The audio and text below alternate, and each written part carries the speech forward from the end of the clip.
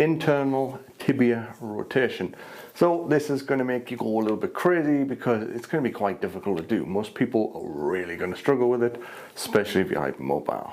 So one of the big things we really got to watch out when it comes to balance, when it comes to hypermobility, is making sure that because of things like low muscle tone in the hips or flat feet, that our femur bones, okay, these bones here, don't rotate in. If you're standing up and your kneecap, if you put your finger in the middle of your kneecaps, they should point forward. If they don't, if they rotate in, that is a problem. Because one, it's closing the space off in your hip. Not good if you've got things like impingements. It's going to make it a hell of a lot worse. Two, okay, as this femur rotates in, this tibia bone rotates out, and you'll generally end up with feet like that, which are either going to be kind of duck feet or not so much duck feet, but a completely collapsed arch, which isn't fun. Okay, it also means when you land, you don't really have anything to absorb the force of walking. Okay, that's really important. So we need to start rectifying these things. So this following video is to help you keep your knees, keep these femurs to stay straight, to stop them collapsing in, and to ensure that the tibia bone, when you walk, can adequately rotate in to absorb the force of you walking and rotate back out to stiffen your foot so that you can propel yourself when you're walking. If this is missing from your gait, your walking is not going to be very good. It is going to be painful. You are going to be putting up a lot of unnecessary stress through your joints. So, first thing we got to do is figure out how to internally rotate the tibia bone. Let's get cracking. Okay, so I am in a kneeling position, okay? My big toe is pointing straight forward, and more importantly, I want you to pay attention to my tibia bone, okay? Hopefully this picks up on the camera. I want you to keep watching my tibia bone. So, I'm gonna put my hands on my knees. We do not want the knee to move in this, okay? Because a lot of people are going to start rotating the femur instead of the tibia. So what I want you to do is get yourself comfortable, get into this position, put your foot on the floor, toes facing forward, okay? And I want you to do this. Rotate your tibia bone. So if you look at the green pen on my leg, on my tibia bone, you can see this entire bone rotating in, rotating out. In, out, in, out. And you see how my knee is perfectly still. That's what we need to do. There's a few different progressions for this, but this is the very first one. So, if you jump down, do this, okay? Just get a feel for being able to internally rotate this bone in and out. For most people are going to struggle, okay? So what I would say is to help you figure out how to do it, focus on the ankle, okay? Ankle goes in, ankle goes out, in, out, in at the ankle. If you can do that, you'll be rotating this tibia bone. You can even put two fingers on it. In, out, in, out, in, out. Good. If you can do this and you can connect to it, it means this is a good place to start, okay? Just getting that ankle mobility, okay? Just mapping in your brain, helping your brain to understand what this joint is, what it actually does at the ankle. Here, what this bone does, how it rotates in and out. That's an important step. Now, once we've done that, we can progress it a little bit, okay? And what we can go for is 3 points of contact with the floor. Because for most people, if they're not hypermobile, okay, using this tibia, okay, I want you to watch as my knee goes forward, my tibia rotates in, drops the arch of my foot, and then as I come back, comes back up. Okay, that's the function of this in and out. Helps as a little shock absorber. And if you're hypermobile and you've got good internal, external rotation of your tibia, it stops you from having your femur fall inwards, your tibia go outwards, and you completely collapse in your foot arch and, you know, subluxing something like the cuboid. Okay, protects against that if we learn the range of motion of this. So, this next one, I want you to keep 3 points of contact on the floor. I want you to keep here, okay, here, and the heel. Notice, not the big toe, here, on the ball of the foot. Here, here, and here, the heel. That's our 3 points of contact. I want you to feel for the 3 points of contact. And what you should feel like when you're doing it, it's like you're almost splaying your foot, which is good. That's what you're supposed to be doing. So, well done. So, splay the foot, feel for it. And then what I want you to do, you should be able to just lift your toes up. If you can't lift your toes up and keep these 3 points of contact, something's going wrong, okay? Relax the foot. Keep those 3 points of contact. Lift the toes, stick them down. We're still just warming up. We haven't actually started yet, guys. So, now that we have those 3 points of contact, what I want you to just be cognizant of is your heel bone. You should have a tiny bit more pressure on the outside of the heel than you do on the inside. Okay, that's really, really important. And what I want you to do now, keep those 3 points of contact, and now rotate in and out. In, out, in, out. Now do you see how less pronounced this tibia rotation is? Okay, again, you should be able to lift your toes at any point and rotate this tibia bone, keeping 3 points of contact. However, when your tibia bone rotates in, okay, so the ankle drops inwards, okay, remember before when I said you should feel a little bit more pressure on the outside of the heel? Now that should be switched. A little bit more pressure on the inside of the heel. Then when you come back, pressure goes back to the outside. Inside, outside, inside, outside. This is what we're doing. 3 points of contact, teaching and mapping our brain to figure out that this is a joint movement we should be doing when we're working. What, working? Walking even. Well, if you're walking, it should be working anyway. More importantly, these muscles on the hip. It's important to keep these muscles strong, okay? Things like your glute med fire-ups, okay? Things like squats, things like Bulgarian split squats, anything that's going to hit your bum muscles, okay? Especially those external rotator bum muscles, okay? That if we build tone up, it stops our knee falling in. So, learning this tibia internal rotation, we need the 3 points of contact the whole time, and we're just letting the foot work, okay? We don't want to let the knee start collapsing in. We should be here, nice and still. So look, this is our first exercise to get the three points of contact and start to feel the pressure on the heel go from outside, inside, outside, inside. So if you jump down, guys, have a little practice of this, okay? Keep that knee nice and still. A little practice of this, and then we're gonna swap to the next one, okay? You should be feeling a bit more confident now in what you're doing.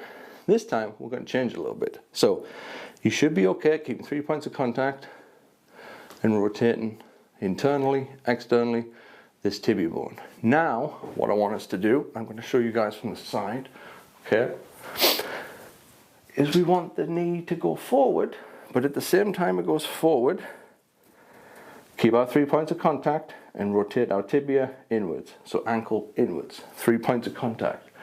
So it should look like this. See how I've got a nice arch in my foot? I'm going to go forward, I'm going to collapse the arch. But it's not completely collapsed. There's still a little bit of an arch there, which is good. If I was going to go full on hypermobile, let this femur rotate in, tibia rotates out, then that's a fully collapsed arch. We don't want that. We don't want it completely flat. It just needs to relax. So 3 points of contact, knee goes forward, rotate in, knee comes back, rotate out. In, out. In, out. I'll show you from the front, because this is the important bit. Don't let the knee track in, because a lot of you watching this are going to do this straight away. You're going to go like that, guarantee it.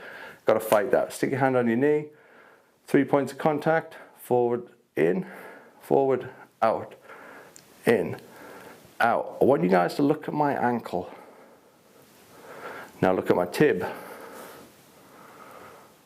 See, it's not a massive amount of movement, but it is important that we do it properly. Also, when you're doing it, make sure your big toes point forward. Don't start like that, or we're just going to suck at it, okay?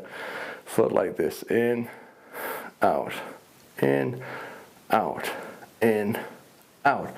And I just want you to practice that. So have a little practice now before we move on to the next exercise of this. Okay, the next exercise we're focusing on is stacking. Okay, what I want us to do is stand up, feet facing forward, okay, knees facing forward, okay, 3 points of contact with each foot. Okay, that's important. So remember, weight slightly, marginally more on the outside of the heel. Okay, underneath the big toe on the ball of the foot, underneath the little toe on the ball of the foot. Okay, that's where the pressure is in our feet. More importantly, make sure that these femurs aren't rotated inwards. If they are, we need to rotate them out. Easy way to get you figuring out how to do that: stick your leg out like that, squeeze your bum muscles, squeeze, relax, squeeze, relax, squeeze. Make sure though, like what I'm doing, I'm not moving from my foot. I'm moving from here. I'm using my hips to rotate out, in, out. And just have a little practice. In, out, in, out, in, out. Shake it all about. Stick your feet back down. 3 points of contact on the floor. Toes facing forward. If one knee is facing in, do what we just did. Rotate out. Okay? Not crazy, so it's pointing over there. Okay? Like my lazy eye sometimes. But pointing forward. Okay? Forward like this. And all we're going to do is keep those 3 points of contact with the floor. Knees facing forward. Hips sitting gently and relaxed on top of the knees, keeping the 3 points of contact on the feet. We can stick our hands like that, we stick our hands like that. But we're just going to stand here. One of the things that people really struggle with, especially with hypermobility, is cues. Okay? When you're walking, it's fine. You're absorbing a lot of force when you're walking, you're redistributing it, a lot of it kind of becomes kinetic energy, that's cool. But then as soon as you have to stand in a cue, you lose that free energy and you're stuck with muscle tone trying to hold your joints together. And if your muscle tone's low, everything collapses in on itself. But you end up feeling like you're stuck on one side. So this exercise here is just about toes forward, 3 points of contact. Making sure our femurs are rotated in the right place, knees are facing forward, we're stacked on top, and we're just going to spend, 5 minutes if you can, in this position, just holding stacked. And that's it. Now that we've really focused a lot on the feet, now we're going to focus a little bit more on the external rotation, because if you focus more on the external rotation, the femur won't collapse in as much. Okay? So let's move on to the next exercise. So one of the best ways to get better at having more muscle tone to keep our femurs from rotating inwards, okay, is to train external femur rotation, which leads us to this beauty of an exercise. You want something banded, okay, you want your band, tactile cue band, about knee height, okay. And what you're gonna do is step the outside leg in, okay? Now, don't stick it on the actual knee joint because it's gonna be uncomfortable. Stick it higher on the thigh. You can stick a towel around there if you want. But make sure that if you were to relax, it pulls the femur in. So if you look at my knee and I relax, see how that band just pulls it straight in? Okay? This is what we want. I'm gonna step out. Now, if you have SI joints that can get a little bit leery, this is a good exercise because it helps to really strengthen up the surrounding muscles around them. Keep in mind there are no muscles that directly span the SI joints, so the other muscles that are around your hips kind of do the next best thing. But be careful not to go too far out with this if your SI joints are, prone to screaming a little bit. But make sure we're nice and tall. We're in a similar position to the one we're in before, okay, where we were doing internal, external tibia rotation. Make sure the band is pulling you in. If you're having to pull in to fight the band because it's attached to the wrong side, it's on the wrong side, guys. Band needs to be pulling you in. So, if I'm here, all I'm gonna do, put my hands on my hips, on my knee, I'm gonna keep 3 points of contact with my foot again, and I'm just gonna push out. In, out, in, out, in, Keep those 3 points of contact.